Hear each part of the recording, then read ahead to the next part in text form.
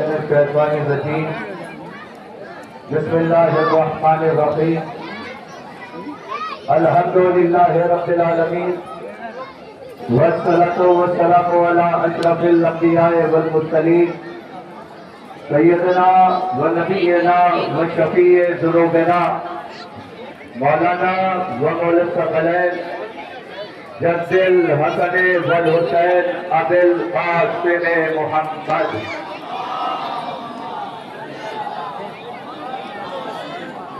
وعلى الطيبين الطاهرين المعصومين المظلومين ولعنة الله على أعدائهم أجمعين من يومنا هذا إلى يوم الدين. بسم الله الرحمن الرحيم. قال رسول الله صلى الله عليه وآله وسلم حسین منی و انا من الحسین. اس صلوات پڑھے محمد اور آل محمد پر.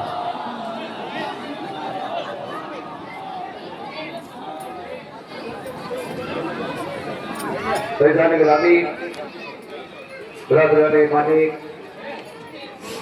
ماتمداران سرکار سید الشہداء، موالیان حیدر کرار، ارشاد رسول اکرم ہو رہا ہے کہ یہ میرا نواسا حسین مجھ سے ہے اور میں حسین سے ہوں. آج ایام عزا کا آخری دن ہے.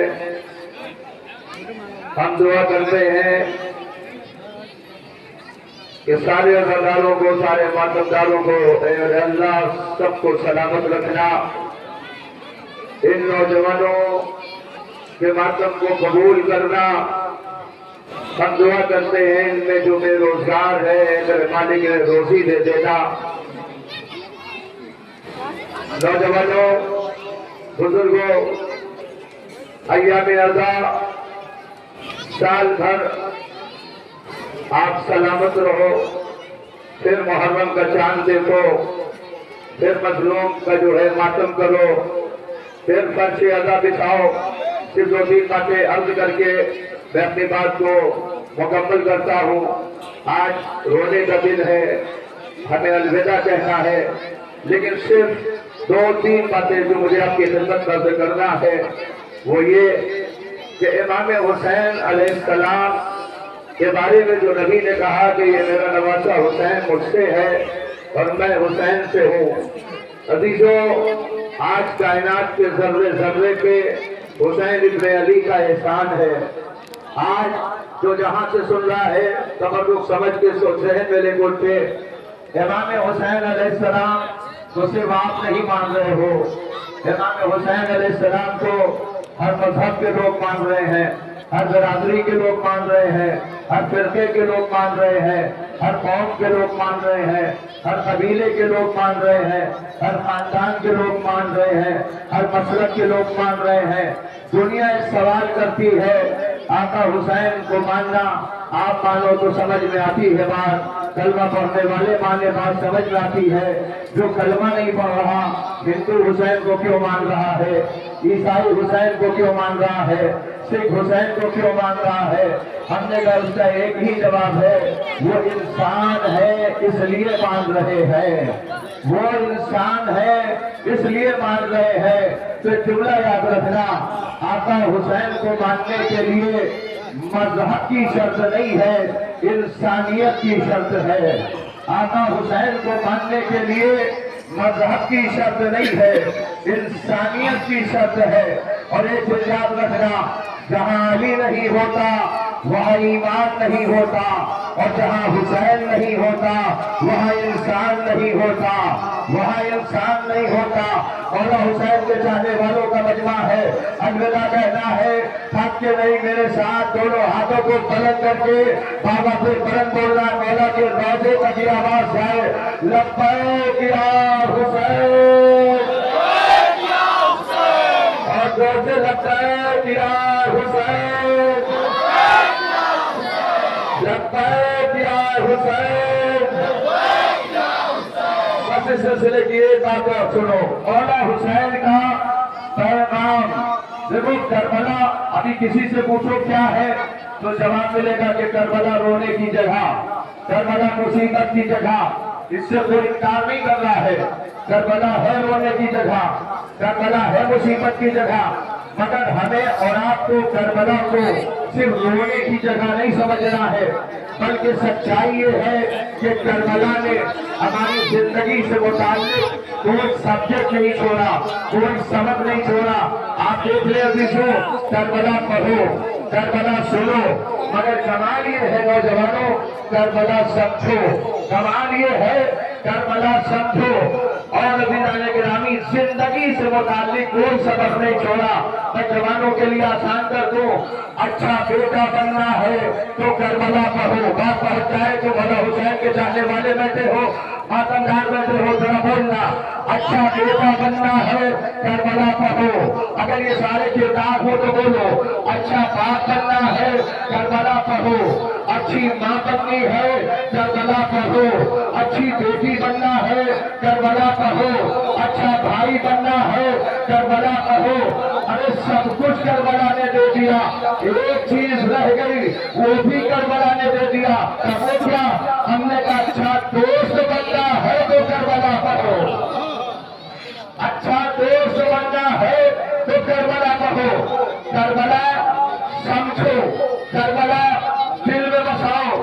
آج دنیا حیرت میں ہے، چھوٹا سا ملک ہے ایران، اور اس نے بڑی طاقت کو چیلنج کیا، بڑی طاقت سے حملہ کیا، پہل نہیں کیا، لیکن عزیزان گرامی ایک جواب دیا ہے۔ جب ایک سوال ہوا کیوں یہ ایران میں جذبہ ہے، انہوں نے کربلا کو صرف پڑھا نہیں، کربلا کو صرف سنا نہیں، کربلا کو سمجھا بھی ہے اور کربلا کو دل میں بسایا بھی ہے۔ جتنے بھی وہاں کے چاہنے والے ہو، جسے مولا نے زبان دی ہے بہت سے وہ تو بولنا ہے سننے پہ، کربلا ایران نے پڑھا، کربلا ایران نے سنا، مگر کربلا دل میں بسایا، کربلا ذہن میں بسایا۔ اور جب آج ایران سے کسی نے کہا چاروں طرف کے لشکر آپ کے دشمن ہیں، آپ سب سے لڑنے کے لیے تیار، تو ایک جواب دیا، کیا کہنا چاہتے ہو؟ کہ ڈر نہیں لگتا لشکر سے؟ تو کہا یاد رکھنا، اگر لشکر کے ماننے والے ہوتے تو ڈر جاتے، اگر لشکر کے ماننے والے ہوتے تو ڈر جاتے۔ ہم لشکر کے ماننے والے نہیں ہیں، ہم 72 کے ماننے والے ہیں۔ دونوں ہاتھوں کو مدد کر کے مولا سلامت رکھے۔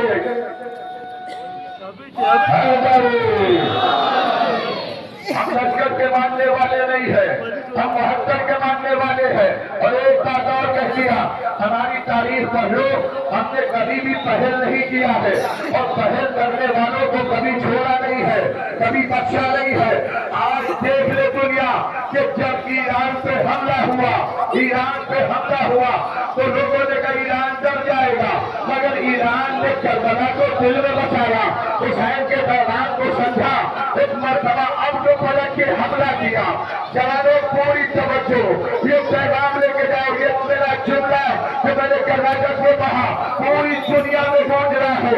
آج یہ جملہ کانپور کیسے سنے گا، میری بستی کے نوجوان کیسے سنیں گے، مجھے نہیں پتا۔ آج جب ایران نے حملہ کیا تو لوگوں نے کہا ایران نے حملہ کیوں کیا؟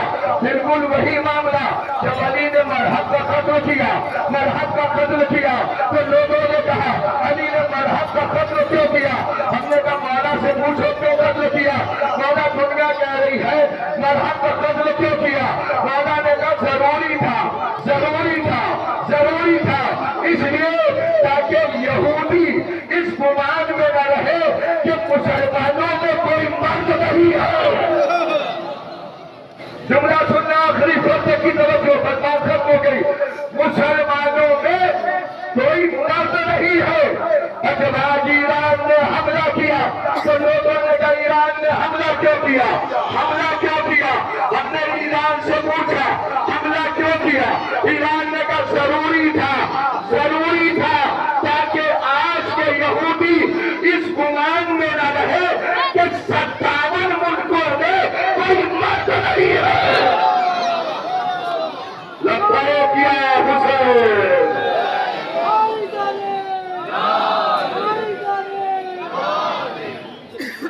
تو جانے گرامی پس کربلا دل میں بساؤ